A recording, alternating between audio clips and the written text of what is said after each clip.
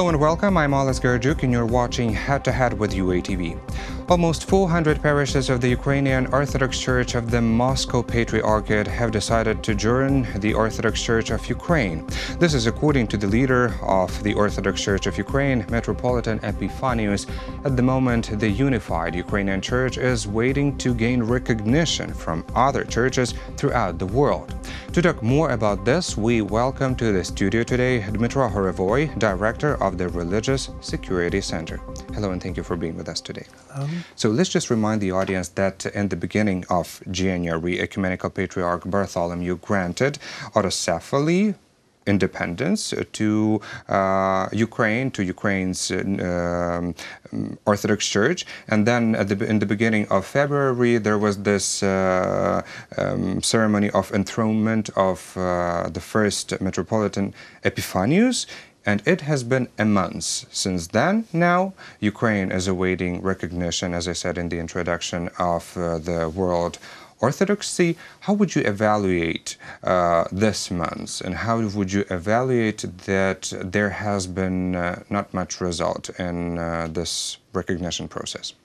I see that we have actually two official documents from the Church of Cyprus and Church of Romania about recognition of a new Orthodox Church of Ukraine. They have some their own position, but I think that it's positive documents because Orthodox Church of Cyprus, they have only one question, how we can recognize those church consecration of bishops of Kievan Patriarch, and I think that, I believe that Ecumenical Patriarch Bartholomew, he has this all approvement, all documents, and I think that this question will be resolved. The second one is the position of the Romanian Church. They want to have some guarantee for parishes in Chernivtsi region when we have 100 parishes of ethnic Romanian people. So they want to have some kind of office there? Yeah, but under jurisdiction of Orthodox Church of Ukraine. And I think that it's appropriate proposition, and Metropolitan Epiphanius say that we have a good deal with this church. He has agreed to that. Yeah, for speaking of this comment about the church from Cyprus, I read an interview with Epiphanius, and there has been a lot going on, and there has been this explanation that they actually can recognize these bishops because anathema that was imposed on Philaret has been lifted. So basically all these bishops should be recognized internationally. Actually, like this? Yeah, and in Greek, some media in Greek websites, we found that there was this question was research even in the 19th century, and there is some work paper of Vasilios, Episcopal of Smyrna, it's Constantinople Patriarchate, and now we actualize this question, which was researched before, and I think that it's not a problem. It's only about question of historical documents, historical researchers, actually. There also recently has been a visit of the clergy from the Orthodox Church of Ukraine to Greek monasteries. And there was a controversial information. From one side, one sources were saying that it was welcoming enough. I mean, the Greeks were welcoming enough, and our clergy could visit, well, almost every monastery except of one that was blocked by one person. And another sources were actually providing the information that Greeks were not willing to, were not actually letting Ukrainians to enter. So what do you know about this? You say about Holy Mount Athos. It's under jurisdiction of Constantinople Patriarchate. It's 20 monastery on this land, and they have some half autonomy in their internal power. Actually, I've seen a lot of pictures of photographs, the delegation of Ukrainian Orthodox Church of Ukraine. They went in this monastery, they have Holy Communion, praying together, and it's about recognizing from this monastery Ukraine Orthodox Church of Ukraine, and it's a positive sign that the high spiritual power in Orthodoxy, the monastics from Holy Mount of Athos, they recognize this new church. Only, if I truly remember, only one monastery, Saint Panteleimon, which was with the strong connection with the Moscow Patriarchate, they don't want to recognize our church. Mm-hmm. Well, also, could you comment also about this rumor about the official condemnation of Patriarch Bartholomew's decision on Ukraine from Serbia? Actually, it was not the official position of the whole church. It's only private position of the Patriarch Irini, Patriarch of all Serbia. And I understand why he wrote those letters, because first of all, Serbian church has some problem like Russian church with their canonical, so-called canonical territory.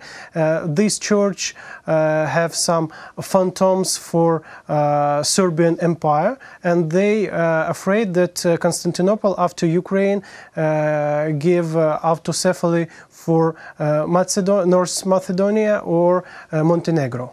And actually, because of it, they support Russian Church, but it's not only all reason.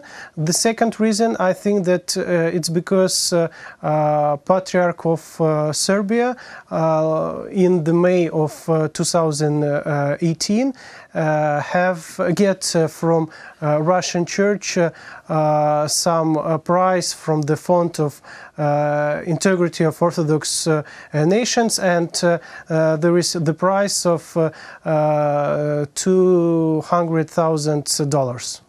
Mm-hmm. Actually, I think that it's something like corruption in the church sphere. So there could be some bribe involved, and also you suspect that there is this imperialistic behavior from the Serbian side. You mentioned that this was the personal letter. Whom was it addressed to? Ecumenical Patriarch Bartholomew. This was a personal letter addressed to Bartholomew. But how Moscow gained access to this letter?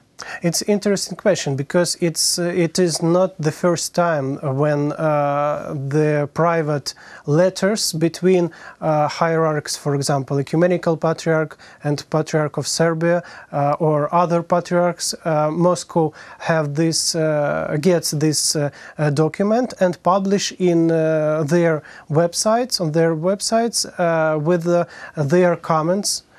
They get out from the context some sentences, they could manipulate them, and they make some, as specialized says, informational psychological operation. But this is disinformation also. Yeah. Well, this is tragic if it comes to church.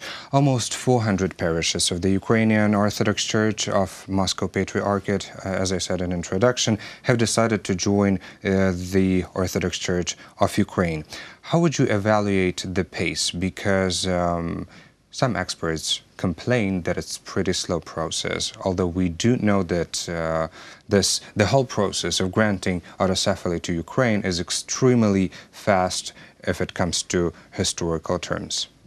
If we look at the church life, the church history, church is some conservative institution, and some new things, some new position in the church. They are too.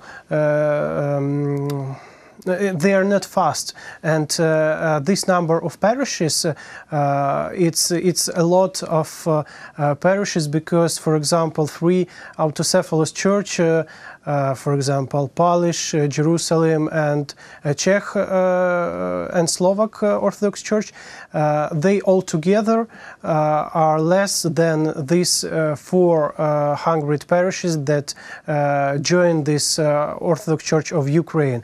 And in this compare, I think that it's a lot of parishes that join this new church. Mm-hmm. How many more are still there under this jurisdiction? I don't know, are they under the jurisdiction of the Moscow Patriarchate, and can they be called the Ukrainian Orthodox Church, or are they being renamed already? But how many more are there?